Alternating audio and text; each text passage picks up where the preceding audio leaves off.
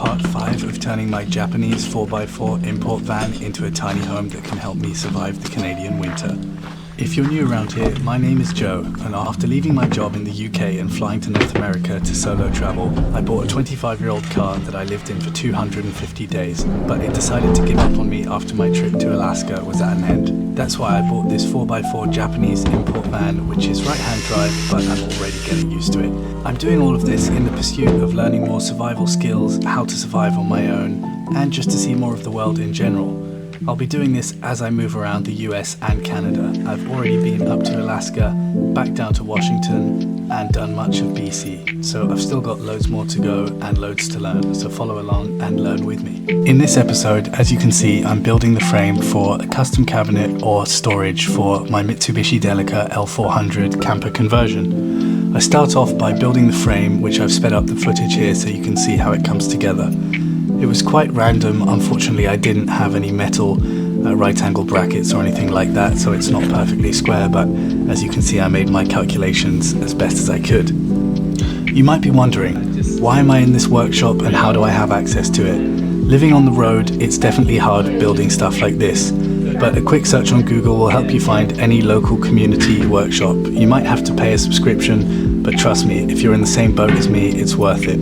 With all these professional tools, the space to do it, and with the season I'm currently in, it's warm and dry. Right now you can see me cutting the side panels of some finished half-inch birch plywood. These panels will be drilled straight into the frame to make for a nice and easy install.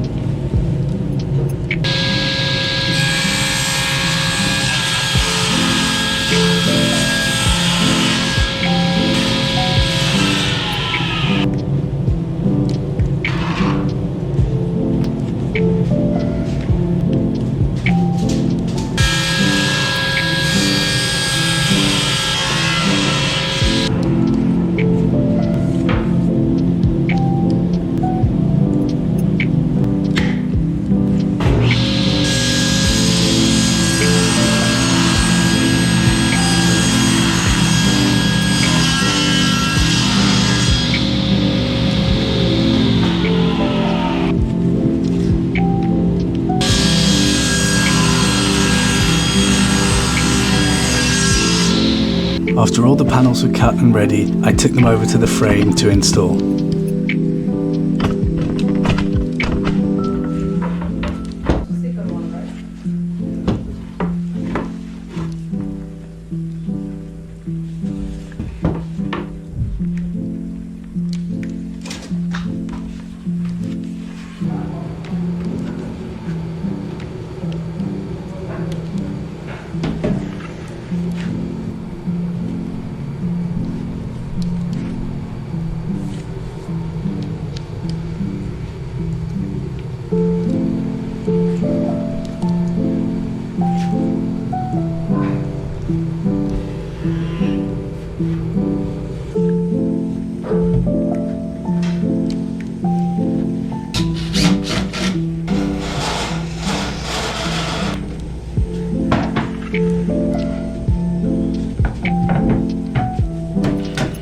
Now that the main body of the unit is coming together, I've got to think about what I'm putting on top and how I'm going to build it.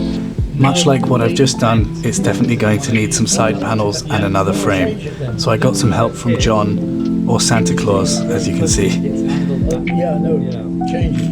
I would, well, yeah.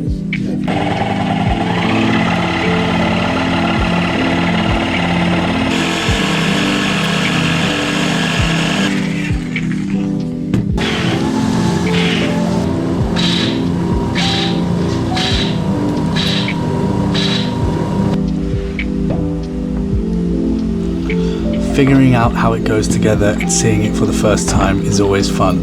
I couldn't decide whether to connect these pieces on the top or on the sides. In the end, I thought building a frame was a good idea again for strength and durability.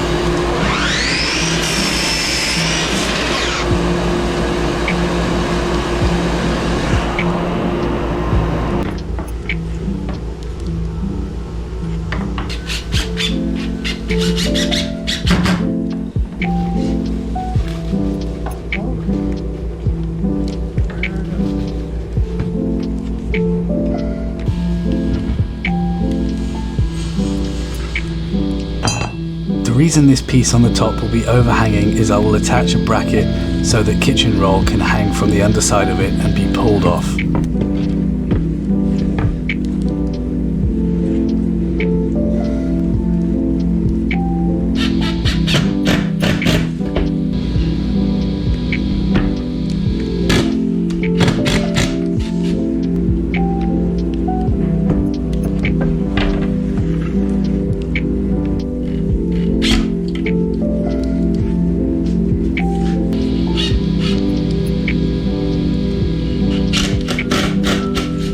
Now that most of the frame and the panels are connected, it's time to cut some windows. I start by marking 4 equal points across the board to know where to drill large pilot holes so I can start with the jigsaw from an easy base point.